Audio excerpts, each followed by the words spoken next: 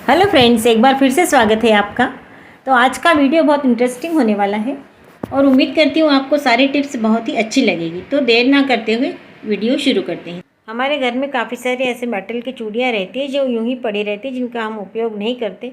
तो उसी चूड़ी से हम एक बहुत ही काम की चीज़ बनाएंगे। तो इसके लिए हमें इस तरह चूड़ी लेकर उसे बीच में से दबाना है, तो चूड़ी आराम से दब जाती है और इसे आप जिस चाहे शेप में आप उसे मोड़ सकते हैं। तो इस तरह से बीच में थोड़ा सा हल्का सा ट्विस्ट करके और इसे दोनों ओर से हमें अपोजिट साइड में मोड़कर एस का शेप बना लेना है। तो इस तरह से मैंने सारे चूड़ियों के बना लिए हैं। अब हम लेंगे एक हैंगर और हैंगर पर इस तरह से सारे हुक्स को टांगेंगे और ऊपर का सिरा अच्छे से दबा देना है, जिससे कि ये हुक गिरे ना। अब इस तरह से सारे हुक मैंने लगा दिए हैं। अब इसे आप चाहे तो अलमारी में टांग सकते हैं। अब हमारे घर में काफ़ी सारी कैप रहती है, इसे लगाने के लिए आप इस पर टांग सकते हैं, तो बहुत अच्छा ये ऑर्गेनाइज़र तैयार हो जाएगा। या आप चाहे तो इस पर कुछ और भी आप जैसे चाहे इसका यूज़ कर सकते हैं। तो उम्मीद है टिप आपको पसंद आई होगी। अब अगली टिप हमारी किचन ट्रॉली को लेकर है। तो जिस ट्रॉली में हम मसाला रखते हैं वहाँ थोड़ा सा जंग लग जाता है, दूसरे ट्रॉलीज़ की अपेक्षा ज़्यादा जंग लगा रहता है। तो इससे बचने का एक आसान सा उपाय मैं आपको बता रही हूँ कि ये क्यों होता है।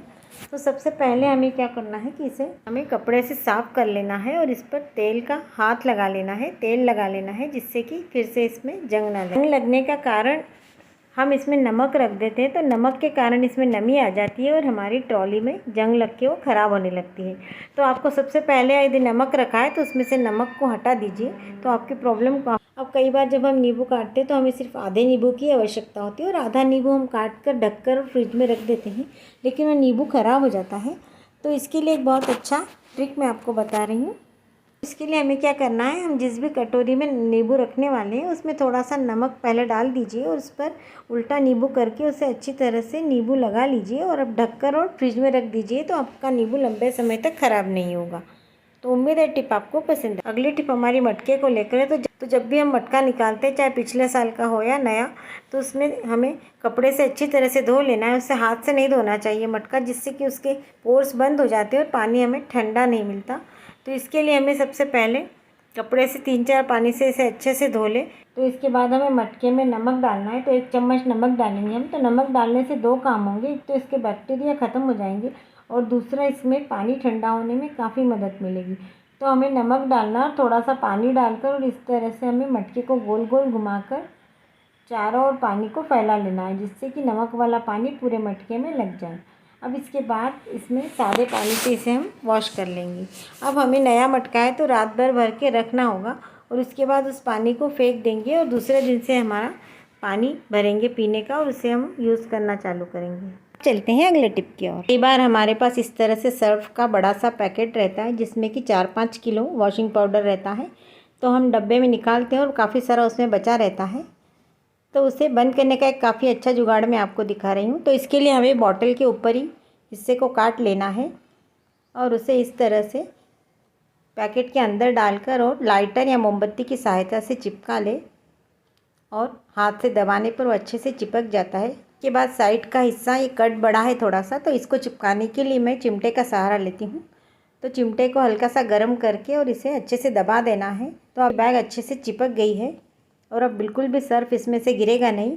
अब आपको जब भी सर्फ निकालना है ढक्कन खोलिए और बस आसानी से निकाल कर फिर से ढक्कन को बंद कर दीजिए।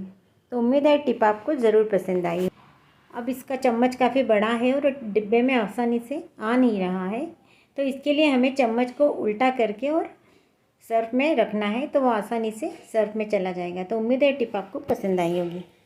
अब अगली टिप प्रेस को लेकर है। हम सभी के घरों में प्रेस होती है, लेकिन उसकी सफाई का ध्यान हमें नहीं रहता है। तो आप देख सकते हैं प्रेस काफ़ी गंदी हो गई है। तो इसको साफ़ करने का एक बहुत ही आसान सा तरीका मैं आपको बता रही हूँ। तो इसके लिए हमें टूथपेस्ट चाहिए। तो आप कोई भी टूथपेस्ट ले सकते हैं और एक पुराना टूथब्रश लेना है और इस पर इस तरह से टूथपेस्ट लगाकर और इसकी सफाई करनी है। तो इसे हम ज़्यादा पानी नहीं लगाएंगे, बस 1-2 बूंद पानी से डालकर और इसे अच्छी तरह से सफाई करनी है, तो वो एकदम से साफ़ हो जाएगा। इस तरह से प्रेस को अच्छी तरह से मैंने सब दूर से साफ़ कर लिया है। अब इसके बाद एक गीला कपड़ा लेकर और हमें इसे अच्छे से पोंछ देना है, तो हमारी प्रेस बिल्कुल नए जैसी चमकने लगी।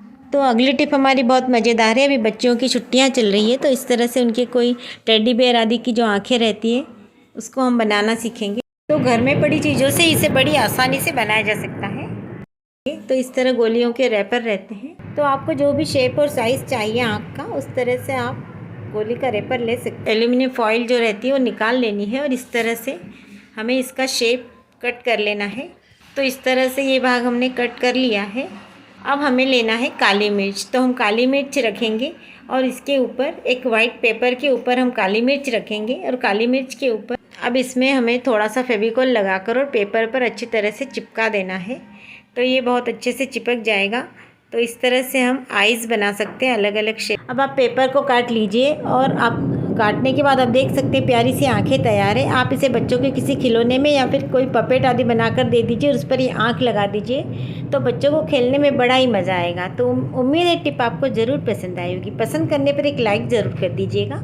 ये दूध का एक पैकेट फ्रिज में रखा रह गया और इसकी यूज़ बाय डेट निकल चुकी थी, तो मुझे इसके फटने का अंदेशा था, इसलिए मैंने थोड़ा सा दूध गर्म करने रखा तो वो फटने लगा। तो अब मैंने क्या किया, बाकी के दूध को अलग बोगनी में निकाल कर और इसमें 2 पिंच सोडा मिला दिया और इसे अच्छे से मैंने हिला दिया। अब हम दूध तपा कर देखते हैं कि फट। तो आप देख सकते हैं दूध हमारा बहुत अच्छे से गर्म हो गया और बिल्कुल नहीं फटा। तो सोडा दूध को फटने से रोकता है। आप ये टिप भी ज़रूर आजमा कर देखिएगा और वीडियो पसंद आने पर चैनल को लाइक और सब्सक्राइब करना ना भूलें। तो हम प्रेस यूज़ करते हैं। इसके बाद इसके वायर को तरह से रखें, हमें समझ में नहीं आता है, तो मैं आज आपको एक बहुत ही आसान सा तरीका बता रही हूँ। तो हमें क्या करना है, प्रेस के चारों ओर इस तरह से वायर को लपेट लेना है और इसके बाद हमें एक मोटा वाला रबर बैंड लेना है जो कि हम बालों में लगाते हैं, और रबर बैंड को पिन में से निकाल कर और पीछे की साइड इस तरह से वायर पे लगा लेना है। अब रबर बैंड के दूसरे भाग को हैंडल में से निकाल कर और फिर से हमें पिन में अटका देना है। तो इस तरह से बहुत ही अच्छे से हमारा वायर ऑर्गेनाइज्ड रहेगा।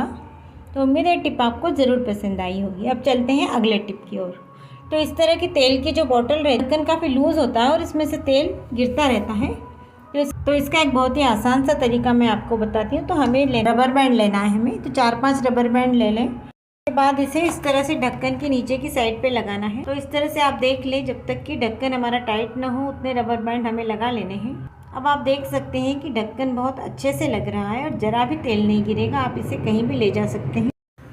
तो अगली टिप हमारी इस तरह गैस को लेकर है। तो गैस के नीचे रबर लगे रहते हैं, तो काफ़ी पुराने होने के बाद वो चिपकने लगते हैं या कई बार आवाज़ भी करते हैं। तो इससे बचने के लिए हमें बॉटल के ढक्कन लेकर और चारों पैरों के नीचे लगा देने हैं। तो इससे हम गैस के चूल्हे को आसानी से खिसका सकते हैं और इसके नीचे धोने में भी काफ़ी सुविधा हो जाएगी क्योंकि इसकी ऊंचाई बढ़ जाएगी। तो आज के लिए बस इतना ही। धन्यवाद।